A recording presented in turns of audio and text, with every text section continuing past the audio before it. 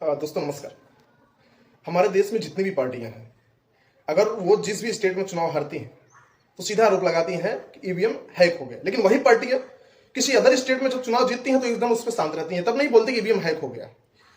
तो दोस्तों आज हम ईवीएम पर ही बात करते हैं। ईवीएम जब नहीं था हमारे देश में तो हमारे देश में बैलेट पेपर से चुनाव होता था। लेकिन जब बैलेट पेपर से चुनाव होता था तो करोड़ों बैलेट पेपर यूज होते थे, पेड़ों की कटाइयां होती थी, गिनती के लिए हजारों लोग की जरूरत पड़ती थी। तो ये बहुत जो प्रोसेस है ना, बहुत ही कॉम्प्लिकेटेड है। तो इस प्रॉब्लम को सॉल्व करने के लिए ईवीएम लाया गया। लेकिन जब ईवीएम आया लोगों ने कहा कि ये इनकम्प्लीट है।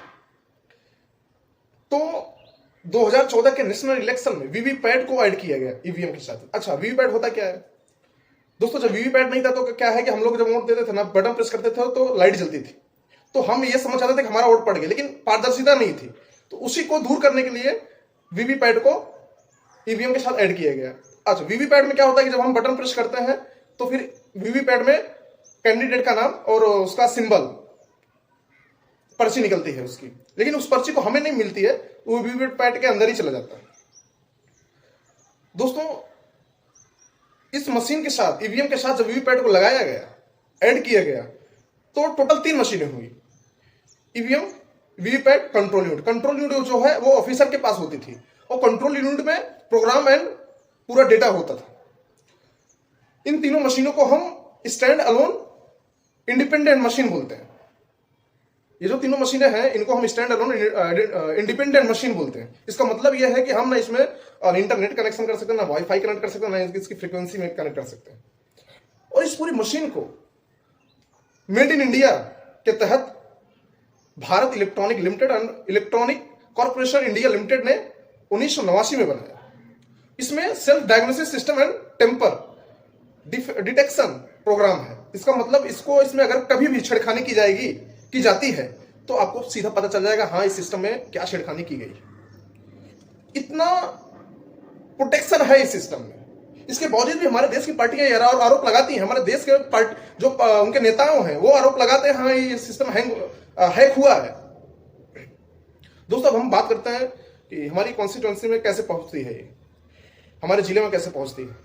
दोस्तों ये जो ईवीएम मशीन है ये पहले तो भारत इलेक्ट्रॉनिक लिमिटेड के पास होती है, लेकिन जैसे ही इलेक्शन कमीशन अपना इलेक्शन का डेट जो है अनाउंस करता है, देन जिस भी स्टेट में जहां भी उसके डिस्ट्रिक्ट में जिस डेट को रहता है चुनाव, वहां पे पहले तो EVM machine Bharat electronic limited से आएगा स्टेट के हेडक्वार्टर में, वहां से आएगा डिस्ट्रिक्ट के हेडक्वार्टर में, वहां पे एक स्ट्रॉन्ग रूम में रखा जाए। स्ट्रॉन्ग रूम का मतलब उसके बाहर भारतीय सेना के जवान रहेंगे और रूम जो है पूरा सीसीटीवी कैमरे से लैस रहेगा और बाहर एलसीडी टीवी लगी रहेगी और पूरा सब कुछ दिखता रहेगा।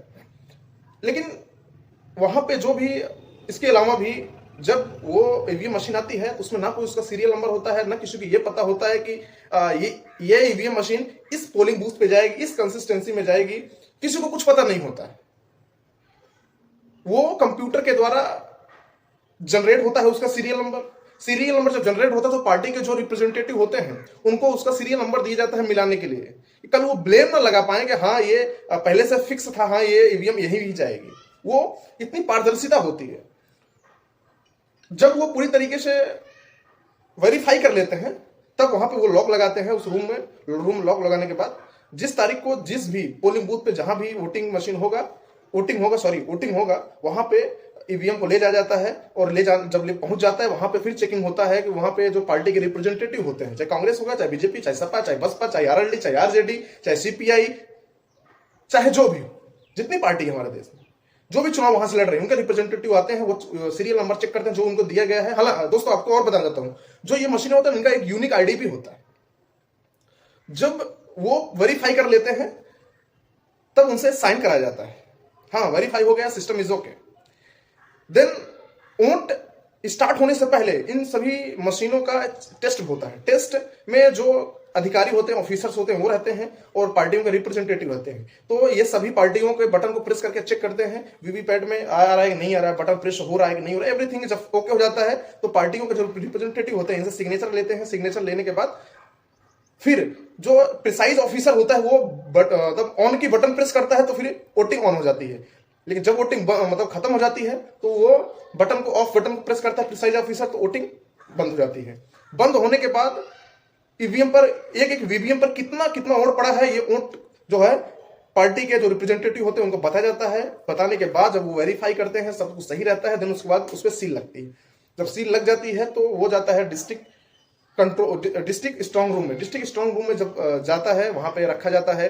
वहां पे जब जिस दिन रिजल्ट आने का होता है, जिस दिन ईवीएम्स को गिनती स्टार्ट होती है, उसके पहले जितने भी रिप्रेजेंटेटिव होते हैं वो होते हैं, ऑफिसर्स होते हैं, वो सब मिल करके पूरा सील चेक करते हैं एक बार, सारे ईवीएम का जो सील गड़बड़ होता है, फिर वहीं वो प्रोसेस रोक दिया जाता है उस ईवीएम का।